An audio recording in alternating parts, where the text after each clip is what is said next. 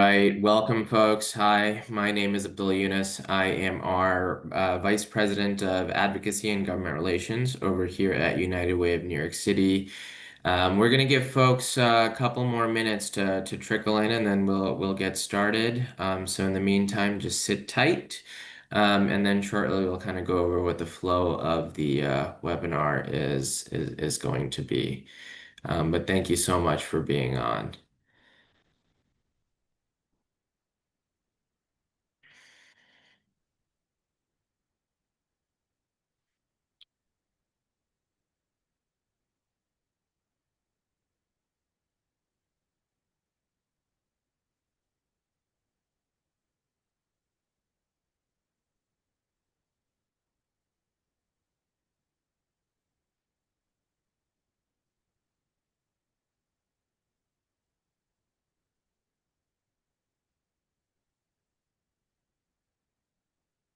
All right, I think once we get to 50 or so, I think we'll get started. So thanks, folks.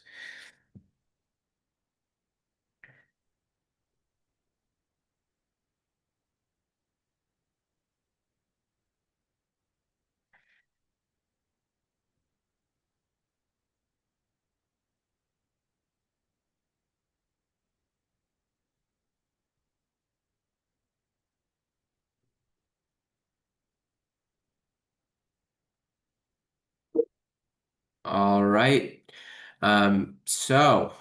Welcome everybody. We really appreciate you joining us today at our Trick or Treat Sweet Tips to be prepared for climate disasters in New York City. A very cute name for a very dire subject, because that's how we soften the blow. So we really do appreciate you all coming in, on a pretty dreary day. But we're really excited about the panelists that we have with us, and they'll have a chance to introduce themselves shortly. My name is Abdullah Yunus. I am a Vice President of Advocacy and Government Relations here at United Way of New York City. For the uninitiated, United Way of New York City has been around for around 90 years, and while our specific programming has certainly evolved over that time, our commitment to alleviating poverty for folks in New York City has not wavered. And to that end, we've got a couple of different programmatic areas that take up a lot of the supports that we give to the organizations that we work with. We've got about 650 organizations all over New York City. We have 450 food service providers. Of course, there is so much going on in that sector right now as well. I think many of you are of that sector, where we work to deliver food supports to our pantry infrastructure. We also, in our education space, have been creating a Latinidad curriculum alongside New York City public schools. Um, and that is a pretty uh, significant undertaking for us, something we're very proud of, and it builds on the work that we have done with the Black community in the creation of a Black Studies curriculum over the previous 4 years. And then finally, we have been active in the health space as well, providing pop-up health clinics all over NYCHA-dense communities, to provide preventative medicine and care to folks that are frequently not captured by the existing system. And then we also provide mental health service supports for those that are frequently interacting with the criminal legal system via the Atlas program in partnership with New York City. But today, we're all here because as a part of our mission as United Way of New York City, we consider ourselves to be a backbone and a support organization for the network of organizations that we work with, who are in all of these different sectors. And all of these sectors are also experiencing the impact of the climate disaster that we find ourselves in. So, as an organization, we started taking that question seriously and trying to understand how we can best position ourselves to support you all our partner organizations to also be engaged with this work. So with that, we brought this wonderful panel of speakers together. Today, this year marks I think we just passed the 13th anniversary of Superstorm Sandy. And I think a lot of our communities are still facing this impact. We know that disaster can strike anywhere, whether it's a storm or a flood or a fire or any other kind of emergency. And we know that the Earth's climate is changing, which means warmer temperatures, intense heat, and more frequent and extreme weather conditions like hurricanes and severe flooding are happening with increasing frequency. So we worked with our partners over at Align New York, the Alliance for a Greater New York, who work at that intersection of labor and climate resiliency to put together this panel alongside our partners over at Verizon, who have also supported us in this work, to bring some experts from a variety of different spaces so that we can figure out together or understand better together how we can all best be prepared. So now I'm going to allow our panelists to introduce ourselves. I would just like to say a real big thank you to Red Hook Initiative, to WEAC, to MASA, and to the New York City Emergency Management for hopping on with us. And as far as the flow of this panel is going to be concerned, we will be recording this, and folks will be receiving a recording afterwards. And once we get through a few questions, we want to really open it up to you all to also be able to put questions in the chat that we can then ask our experts here today. So thank you once more for being on with us. And now, without further ado, let me hand it over to Tavina Willis over at Red Hook Initiative to introduce herself. I get to go first. Good morning, everyone. I'm Tavina Willis. I'm the Senior Manager of Community Organizing at Red Hook Initiative. We're located in Red Hook, Brooklyn. We just celebrated Sandy anniversary, year 13, yesterday. The community does this by doing a huge barnacle parade. So it's like they make floats, they plan, the kids make flyers, they have a flyer design contest. They involve everyone, all demographics of the community comes together and they party well into the night. I oversee a program called Organizing Academy for the last 6 years, where we teach community members about how to organize as community members and come together as residents. Our target is Red Hook houses, East and West.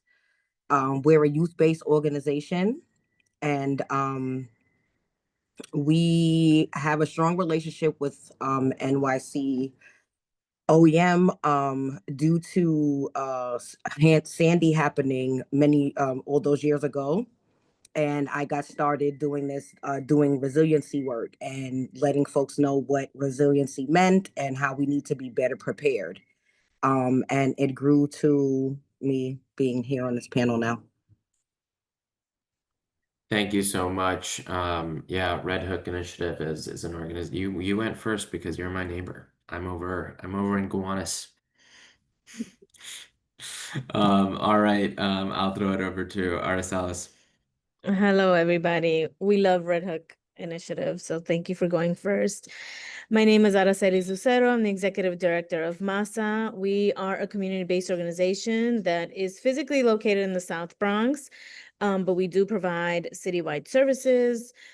We partner with mostly the Mexican and Latin American immigrant families to develop strong learners and leaders. Our goal is to have a community that is civically engaged, empowered, and educated. We have a community-led integrated model, and we engage the entire family. We are grounded in a deep commitment to strengthening literacy, leadership, and power for the Mexican, Central American, and Indigenous community. And we try to do that all in a very culturally responsive way. in order to ensure that our families are getting not only the direct services that they need, but also they're building their skills, tools, and knowledge to advocate for themselves and their families so that they can be successful and live dignified lives. And the way that we're coming to this work with emergency preparedness definitely stems from being part of the undocumented immigrant community and what additional hurdles or nuances that may create in emergency situations. Obviously, with what is currently happening with this administration, and for a long time, we've been doing emergency planning with our community in order to ensure that the things that they don't want to think about, they have to think about, and then having a support system to gather primarily all of the documents and safeguard all of the documents that they may need in case of family separation. And then most recently partnering with Align and United Way to distributing these preparedness packets that sometimes low income families don't have extra income to prepare on their own. So that's been really beneficial for us to have and to be able to distribute in our food pantries. And so I guess more to come later about other things we're seeing, but very happy to be here. Thank you, Arcelis. And now we'll throw it over to Mariah. Hi, everyone. My name is Mariah Washington. I get to serve with New York City Emergency Management. We are a city agency. Our whole vision and mission is to help New Yorkers before, during, and after emergencies. I lead the community preparedness efforts. And so what that looks and feels like is I have a small and mighty team of 4, including me. And we are engaging with community and faith-based organizations and coalitions/networks throughout all the 5 boroughs of New York City. We know that it's not if, but when the next emergency happens. And so what our goal is to get you equipped. You're already movers and shakers in your communities, but equipping you with some steps, some possible trainings for you to actually establish emergency plans for how you will respond and keep your services in the community going, or how will you communicate culturally, specifically, and based on language to the populations that you serve. 5 years ago, we pioneered a program called Strengthening Communities. And right now we do have an application open, but during this process, we are able to compensate hyperlocal coalitions and networks through a journey. Year 1 is about creating your emergency plan and 5 specific deliverables. Year 2 and beyond is about you infusing emergency preparedness throughout your communities. And you also helping us amplify when the weather is really bad. Us compensating you all for amplifying messaging in your specific ways and however many languages your network is able to do that. And so it's a pleasure to be on here. I am the substitute for Jill Cornell. She has worked with a lot of folks on the call and a lot of folks who are on the panel. And I will say, because there are houses of worship and food pantries, we do have programming for you as well. Thank you. Thank you so much, Mariah. And finally, our last panelist, Valentina Rojas from We Act. Hi, all. Happy to be here with you today. My name is Valentina. I am the environmental health manager at We Act for Environmental Justice. Our mission, I'm going to read off, is to build healthy communities by ensuring that people of color and low-income residents participate meaningfully in the creation of sound and fair environmental health and protection policies and practices. We've been around since 1988. Our founding story was the community of West Harlem put up a fight against the North River Sewage Treatment Center, which was just a huge pit of sewage that was built back in the 70s and 80s that had absolutely no protections, had no EPA policy. It was not up to EPA standards. The community organized together, sued the treatment center, sued the city, got a bunch of money, built a park on top of it. It's beautiful, and that started We Act. So we've been around for a long time working on the issues of environmental justice. Specifically more on policy, but we do a lot of community organizing work. And today I'm going to be sharing our Climate Ready Uptown plan that we created with our membership. Right. Thank you so much, Valentina. So let's jump right into it. This question is more targeted towards our community-based organizations that are on board with us. Can you share with us a little bit about how your different communities have been impacted by these disasters over recent years. And then, as we're sitting with the 13th anniversary of Superstorm Sandy, there have been many smaller events in between as well. So how have we all been evolving in our strategies as well as we navigate this all together? Feel free to jump in. I can start off somewhat by sharing that given like the community that we serve sometimes may have lack of access to information. We work with a lot of communities that speak indigenous languages, and for sure in their own communities concerns arise. We have community members that have been with us for many years, and then there's recent arrivals, and then there's those that are not as connected.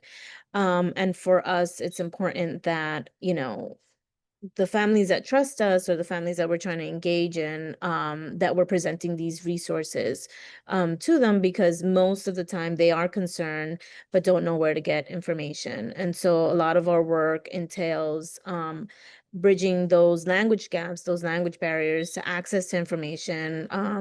There's a lot of our community members that don't have digital literacy skills, or literacy overall might be a barrier.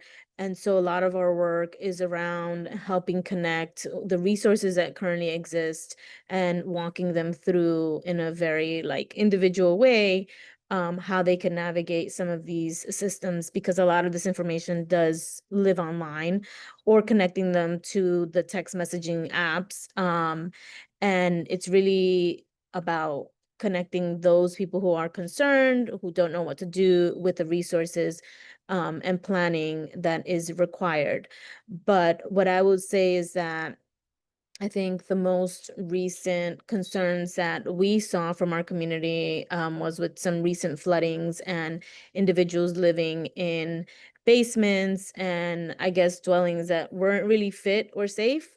And so those are some of the things that surfaced for our community, is how do you can only afford to live in some of these spaces.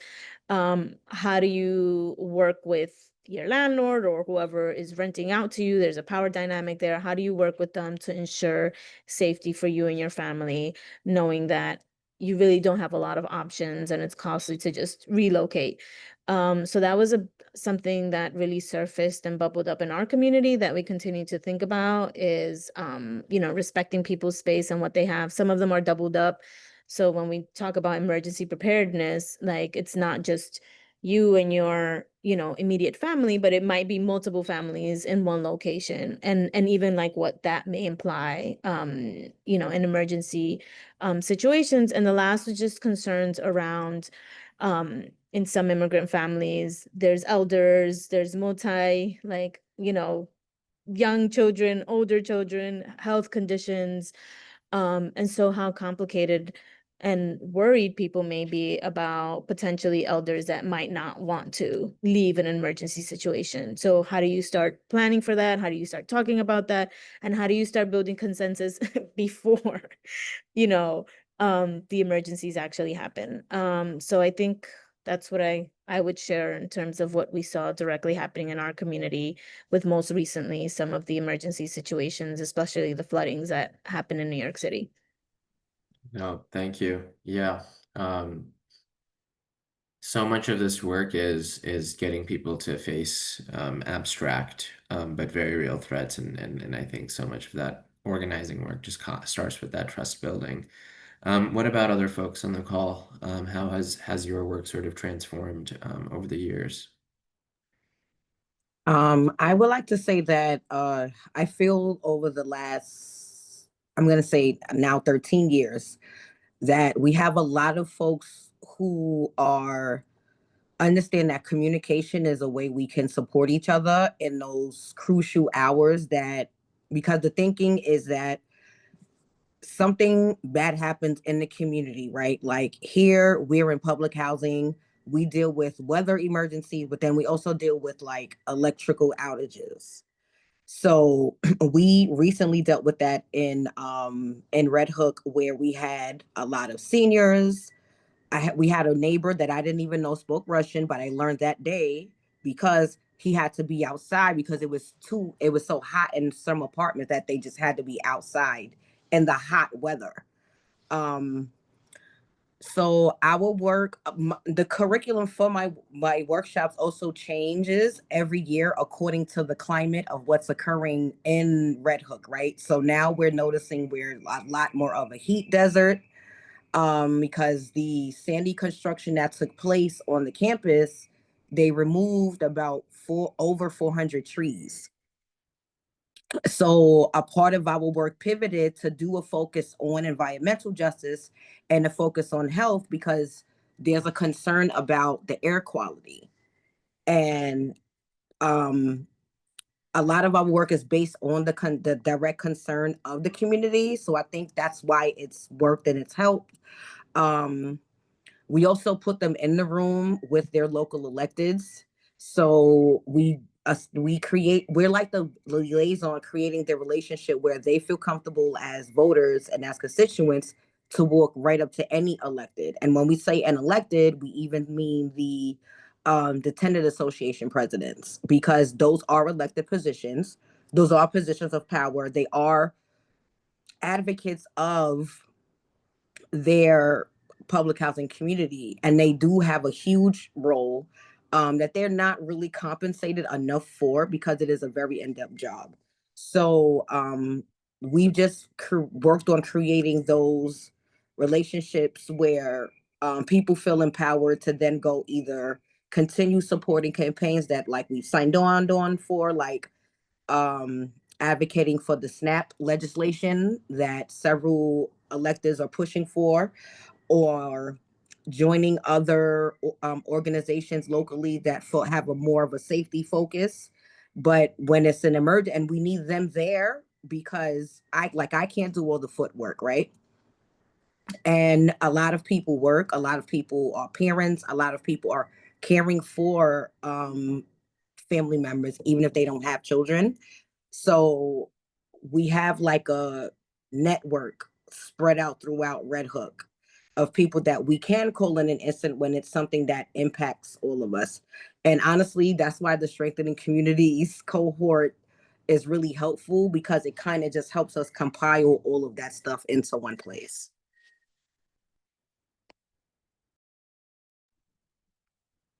Thank you, Tavina. And now, Valentina, I heard a key word as Tavina was talking about temperatures in our homes. So I know you've been working on issues related to that. If you want to share some of that work.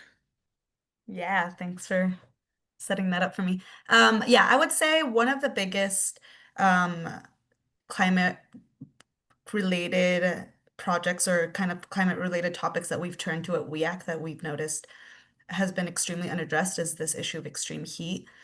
When it comes to climate disasters, extreme heat is actually the major cause of death across the country, and especially in New York City. And extreme heat acts, as many disasters do, in disproportionate ways. So extreme heat, just like any other climate disaster, is always going to hurt communities of color, low-income communities first and worst.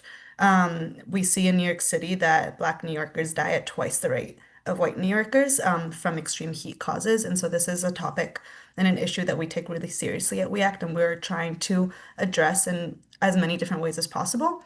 One of them is through our Climate Ready Uptown plan, our educational toolkit. Is now a good time for me to share my screen for a little bit? Cool. So I'm just going to share this out with everyone here. And if anyone is interested in this specific resource, I'm very happy to share afterwards. But this is a resource that we came up with. Sorry that it's like weird formatting, but this is just the PDF version.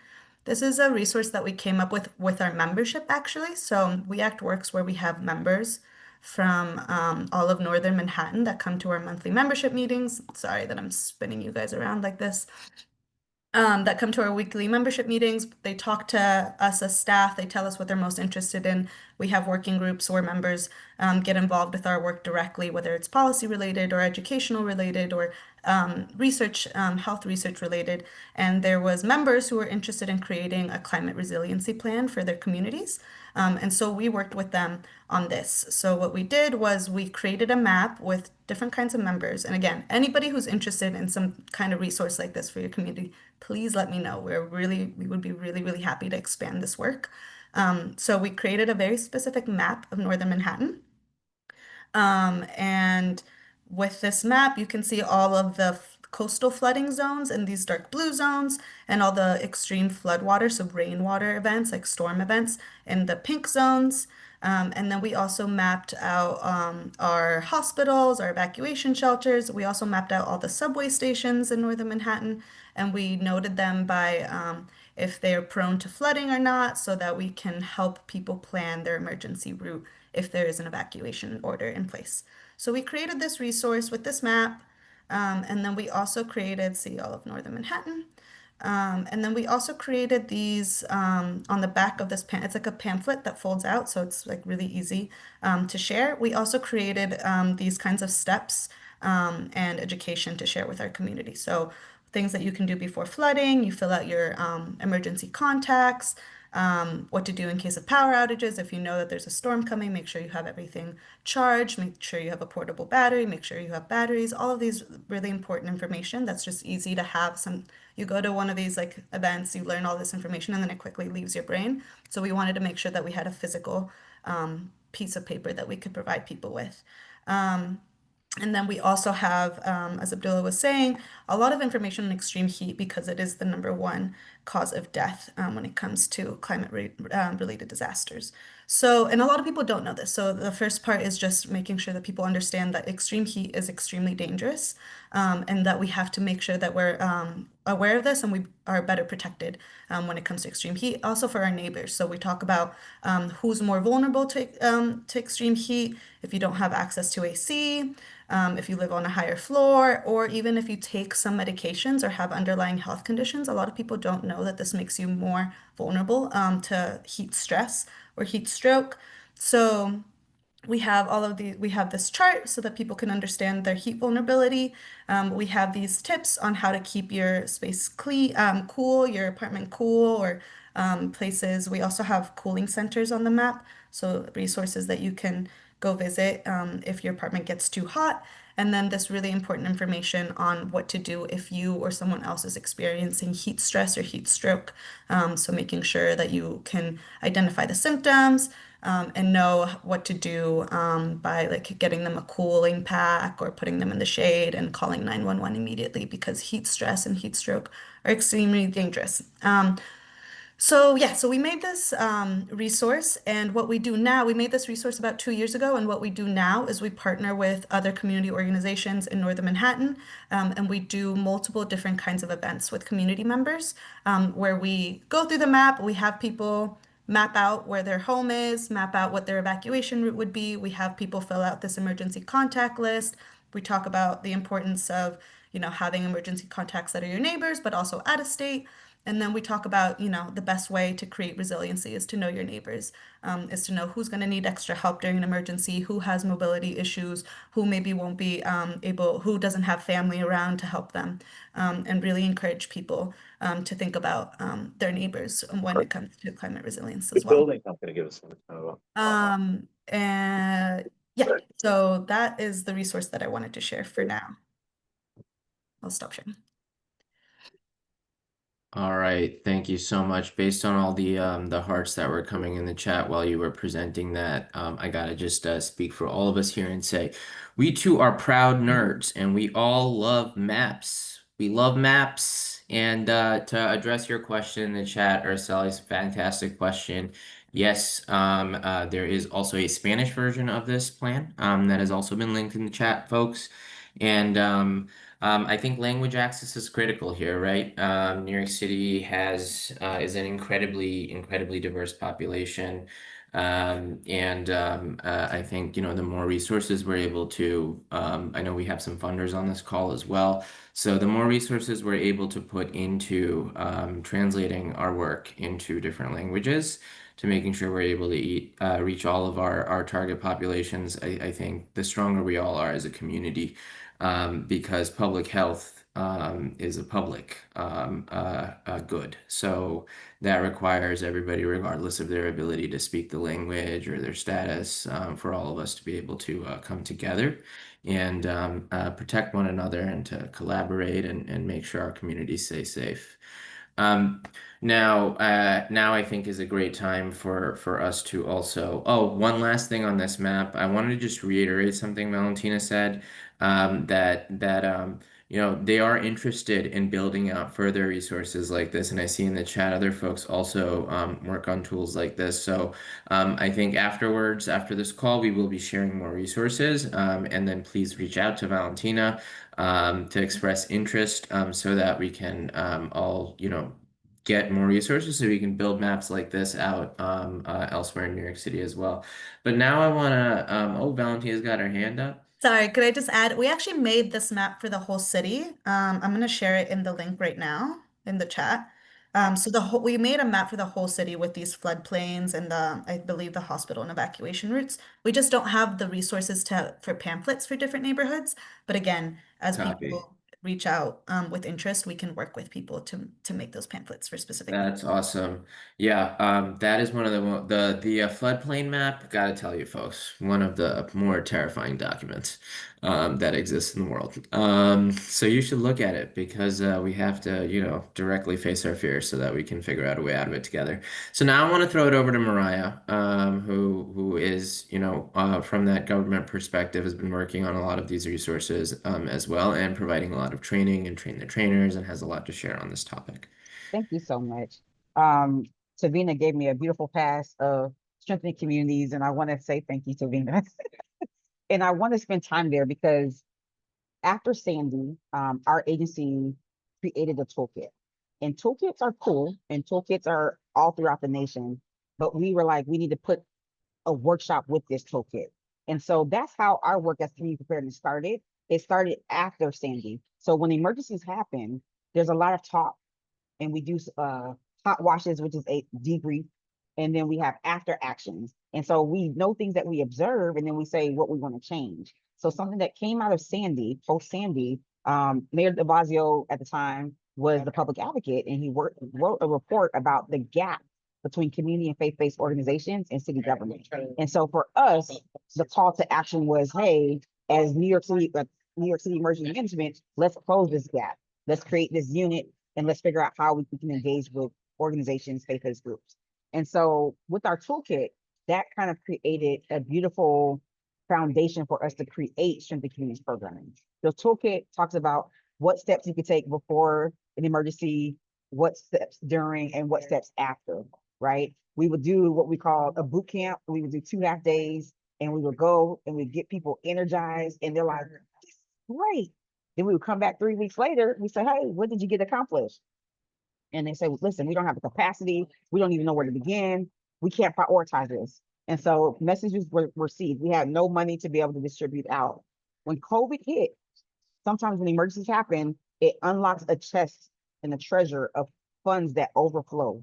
And because we already did some pre-planning January of 2020, it was very easy to say, now's the time to launch this program. And so because of COVID recovery funding, we were able to launch Strength and Communities programming. And so now those first 5 steps and the first 5 deliverables for year 1 of Strength and Communities, it's all about our toolkit.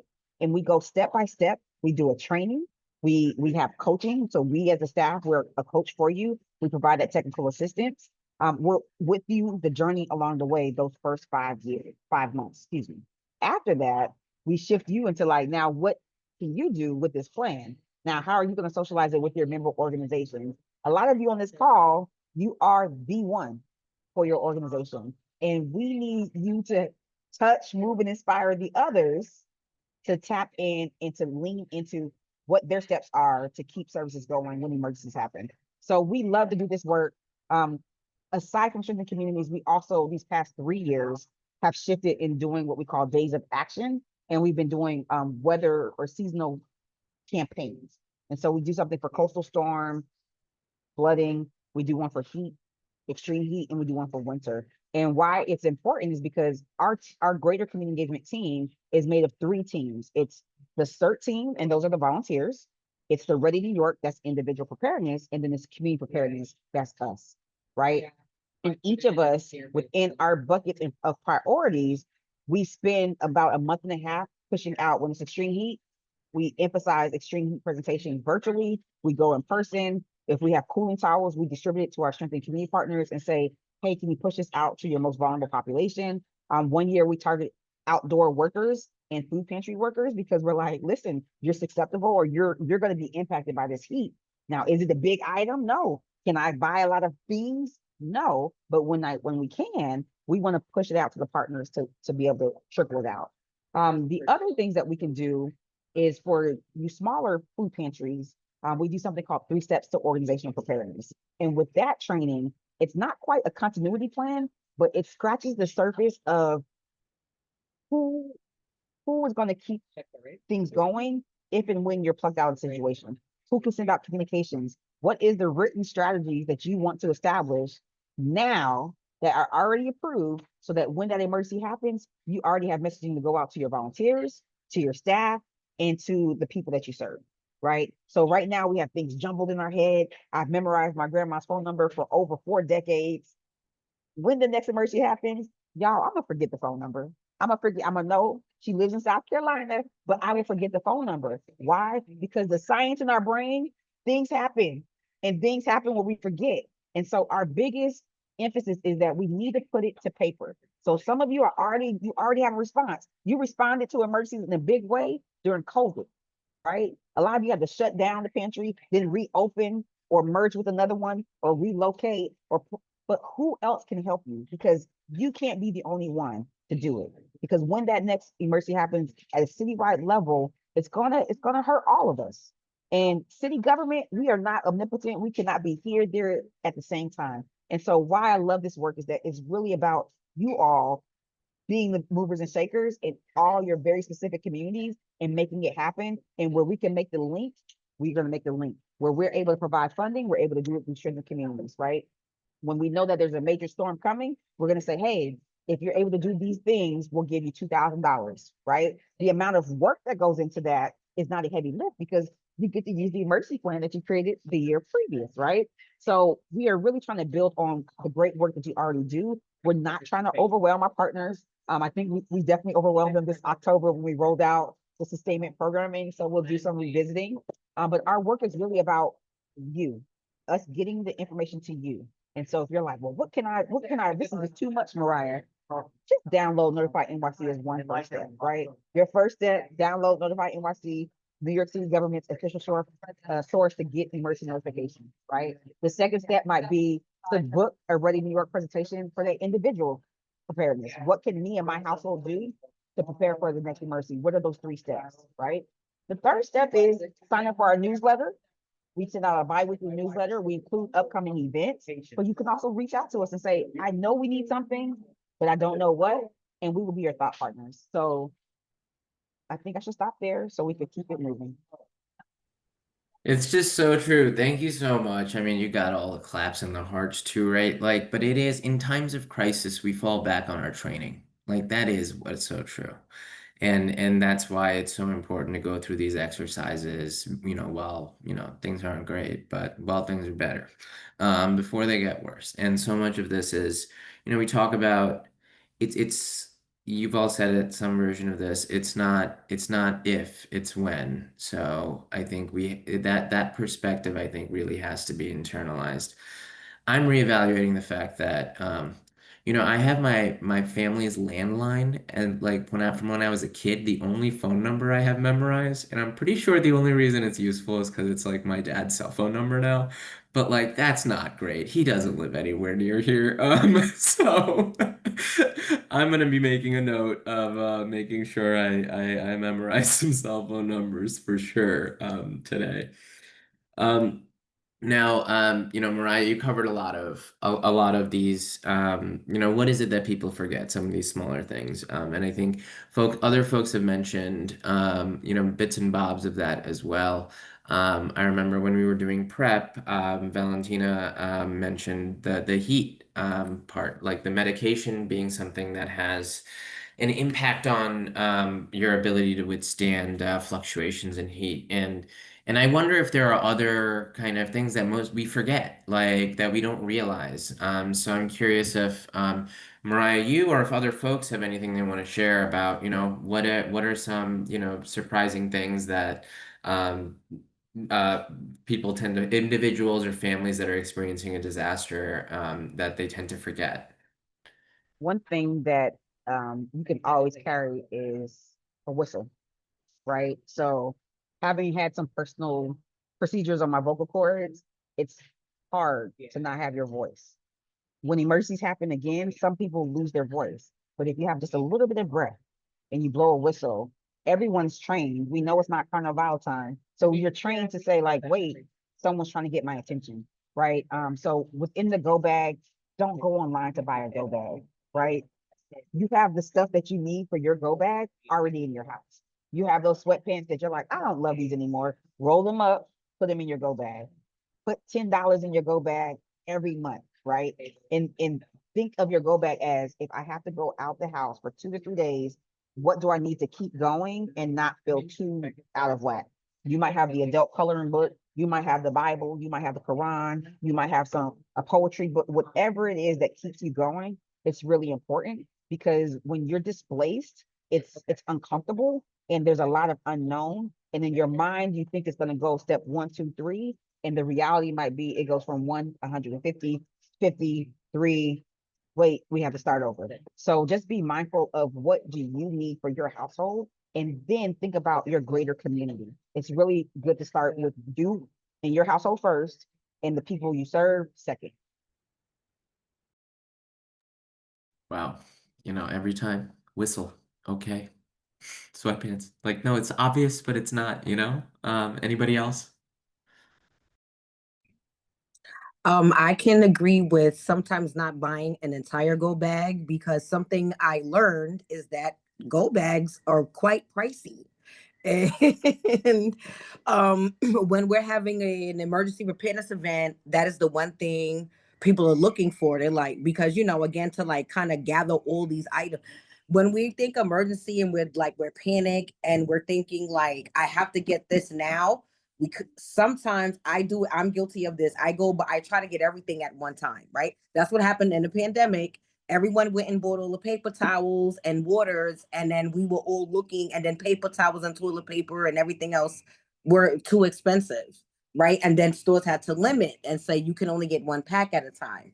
So some of the tricks that I've learned with budgeting, with some of the funds, is that I just bought the items people need to put in their go bag, and I was able to distribute 40, sometimes 50 small emergency preparedness kits, right? Had like a tiny first aid kit that was like $3, but it had enough. So like, even if people have a larger first aid kit, they can just replace those items that we never think to buy, like the bandages and like the hot cold compress and like the alcohol pads. I always run that stuff. We always run out of.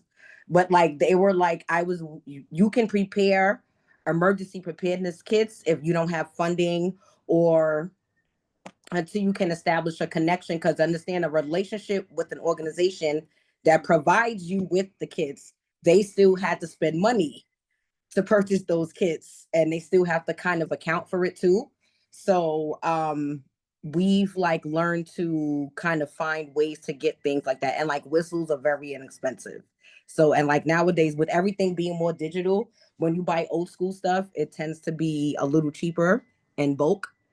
So yeah, I actually have to go find. That's actually a good idea, because I have to give away some kits next week to some youth. So I may actually look up some cool little whistles for them. Yeah, I think Amazon is about to get hit with a lot of bulk whistle purchases, RSLs. Really curious about your perspective. You mentioned, lack of language access and that like being an additional barrier. How does that all kind of factor into the stuff we forget about? Well, the one thing that, I was sitting here thinking about as everybody was talking about is just the need to build community and with, people who are undocumented, sometimes you don't want to be known, right? And so I think the complexities around that. But the one thing that and language access, right? Depending on where you live, you might not have, people that you can trust or that you feel you can't trust that are going to speak your language. So that's definitely something that I think we have to plan ahead for and make sure that communities are making connections in other ways, and connecting them to other safe spaces and other organizations that do this work as well.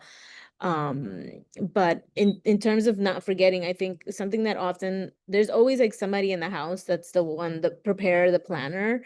And what can sometimes happen is that somebody else might not know where the to-go bag is, or you might, if you're the planner yourself, you might not be in the home or at the place when something happens. So as hard as it is, it's just making sure that everybody understands where the essential items are, and then also not forgetting to like recharge things or to check them once in a while. Did something expire? Is it still working?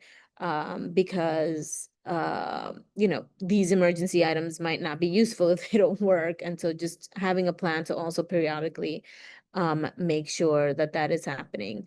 The other complexity just in our work is the people that are doubled up and they don't have space potentially to have all these items. So just coming up with like an abridged version of, well, if you had to choose, then like these are the items. And the whistle definitely just made it into the list. Also because the whistle in other spaces in terms of emergency planning in case ICE shows up is also something that is being used to communicate presence of ICE or not. So the whistle I think is going to be definitely a very popular item that people are going to be using for all sorts of emergency situations. And then going back to language access is how do we make sure that we are creating spaces where speakers with, languages of limited diffusion, indigenous languages of Latin America, Asian, like lesser spoken languages, African less spoken languages, how are we making sure that we're effectively communicating to them? And I should mention a project that we're a part of through the Language Justice Collaborative, who is creating training interpreters in indigenous languages of Africa, Asia, and Latin America, to be able to, mitigate some of these barriers to access to information. So I think it would be great to partner that project with these workshops and these emergency preparedness that is happening, to ensure that everybody is able to get prepared. Yes, thank you. Thank you so much. And Theo, we hear And you. I wanted to ask a question about like language access. We're seeing that that's a need as well. Um, and we even in like internally, we asked like some of us staff members asked like for our professional development to either can we use that to like learn Spanish, or can we have like with some of our internal training, like have even just bilingual staff members teach us basic phrases. So our main languages are English, Spanish, and Chinese, because we've seen an influx of a lot of Chinese neighbors in the community. And I said, you know what, I'm just gonna ask my colleague Shao to teach me like a few basic phrases so that when clients come in, I can say, Lisa is in the with a client. I can say you can have a seat here. I can say here's the bathroom. There's the water. So we can at least direct people and still make them feel comfortable. Because when something I learned with people who have a language barrier is that like when they receive notices or like emergency things are happening, or culturally they may not want to advocate this for themselves. So like if Shao was sitting, Lisa's her nickname amongst her crew, but if she's sitting with someone and I don't want to say sit here and I'm not saying it correctly, and they feel like, oh, they don't want me here, and they leave and they never come back, and they could have something really serious happening that they need advocacy for. So I was leading up to a question of, is there a language access resource for us as community partners or CBO staff that we can, that's kind of reasonable. Because some things I've looked up were a little pricey and out of our like individual our individual like PD budget per se. But I do see that is starting to be like a growing need, um, especially now that like when I update our emergency plan, we are going to include our ICE protocol that we have as an organization. And we do want to be able to convey messaging to folks to, let them know we are a safe space, that, that we have protocol and Yeah. procedures in place. So in a previous life, I was at the New York Immigration Coalition. So I'm going to plug my former employer's fantastic work here and say, for many years, and we also have Theo, who has Shop Local in the chat, who is my colleague there. Theo is from Align. Align have been our partner in a lot of this climate work here at United Way of New York City. But just earlier this year, New York City announced the first ever language access bank. It was centralizing interpretation services and making it available to folks all over New York City. And I believe there was also a link that was placed in the chat as well, which is a statewide campaign around language justice, accessibility, and making sure key documents and more resources are available for this kind of thing. Because to your point, it is very expensive, and it doesn't need to be. We take care of ourselves, we take care of each other, and we have within our communities so much desire to assist in this way. So government coming together to put resources into our communities, to pay our own people to do this work for each other, I think is essential. So I'm very proud of the work that NYIC has accomplished in my absence. You know, some say it might be because I left that they were able to pull this off. Um, all right. We Can I are say we are something before? Can I arriving say something? closer to time now. So I do want to give other folks, the rest of the folks on this panel, a chance to plug any of the sort of last minute things they want to add as well. Go I ahead. just want to thank you. I just wanted to say, when as Savina was asking that question, it's the reminder to all of us that we need to be intergenerational in the world of emergency preparedness. And so truly tap into the young people, because there are young people that have the language skills and they don't realize that it's a skill and that it's a need. And if you see a need, you can feel the need. And so truly figure out what young people you have access to and see how you can leverage, because they're also going to speak at a level that is to the point, versus if you hire someone, they might, it's like, let's just keep the main thing the main thing. So I just, as my closing remark in general, I would like to challenge positively, how can you involve intergenerationally people in your community when it comes to emergency preparedness? And please, please, please look into our programming, Strengthen Communities. Application closes on November 26th. And you all are able to reach out to us after the follow-up email. So feel free to reach out to me. Thank you. Other folks as well. I know, this was a pretty broad-ranging conversation. I've been looking at like our participant list, and it's just stayed steady the whole time. Everybody's locked in, as the youth say. I am like, what did we not cover that you really want to leave people with? We have a few minutes, take a breath, and just like really share, calls to action or work you want people to be involved in.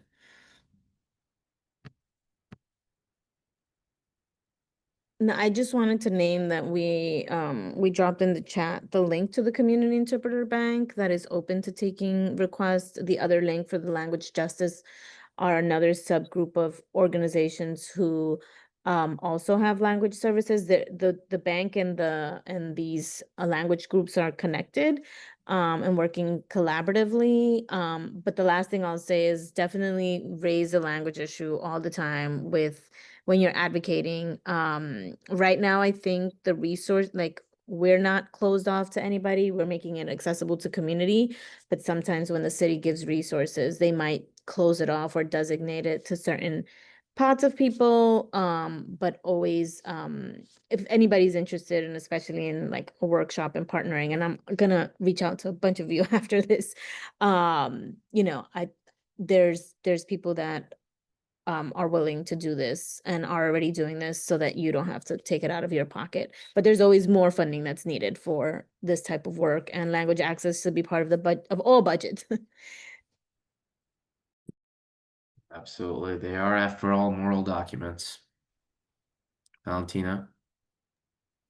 Yeah, I'll add, this was a really great conversation about, specific acute climate preparation for disasters, but also something that WEACT is continuously pushing is also we have to think through the infrastructure and the resources that we are building into our infrastructure for a more climate resilient future overall. So yes, it's really important for individuals and families and communities to be educated, to have a preparedness plan, but also we all have a voice in shaping how the city builds itself, continues to build itself, and continues to build resilience, specifically when it comes to, yeah, like infrastructure. For example, in our community, East Harlem was really devastated after Hurricane Sandy. And now there's from the federal level to the state level to the city level, all of these different kinds of like resiliency projects to build walls and to do this and to do that. And like some of them are good ideas, some of them are really not good ideas. And we as a community have to show up, listen to what the engineers' ideas are, and give them feedback and tell them what we want, what we saw happen in the disaster, because many of these engineers weren't here in New York City when that disaster happened. Tell them what we saw, what we think the solutions are. Because, yeah, there's a lot of money being poured into building up the city to be more resilient. But if we're not really on top of it as communities, and if we're not involved in those projects, and have a say in those projects, they could end up building worse things or leaving us in even a worse space. So that's my call to action is there's community organizations you can check out WeAct. You can look at our email list. You can sign up for our email list. We're constantly sharing those kinds of informations for like infrastructure projects and community meetings and state meetings and all these things. But there's also a lot of other organizations, including Align, also does a lot of this work. Yeah, thank you. Thank you, Valentina. I And just then want to finally, add to Valentina's point is that, and they've spent all the money doing whatever, and it floods more. Like it floods so much. Anytime it rains, it's horrible. That's why your map is really important because I didn't think to even about subway stations, and we are like we have just two buses and one station. So I mm. will be connecting with you for sure. Tavina, any other closing remarks for folks in this last minute? Attend meetings, get on your community board, call your electeds out on their stuff. Yeah, and find a community group to join or start one just by your floor or in your building. I will always, I will die on that hill. Love that. Love that. That's right. Organize your mindset. It starts with you and your own community, your neighbors, your friends, your family members. And then from there, we continue to build out because we do have shared self-interest here in making sure that our city remains habitable for all of us. And we're only going to figure it out together. And there certainly are experts, but it requires, real life human beings living in communities to make sure that those ideas come to life and are built in a way that has humanity in it. So I just want to say thank you to all of our panelists. I want to say thank you to Align for helping us put all of this together. They've been a fantastic partner over the last few months as we've been working on these kits and things like that. And I also want to say thank you to Verizon, who gave us money in order to do that. And we absolutely will be asking for more, so we can do more of this work and we can continue to do it at scale. So stay tuned. And thank you finally for everybody who took time out of their day to join us today.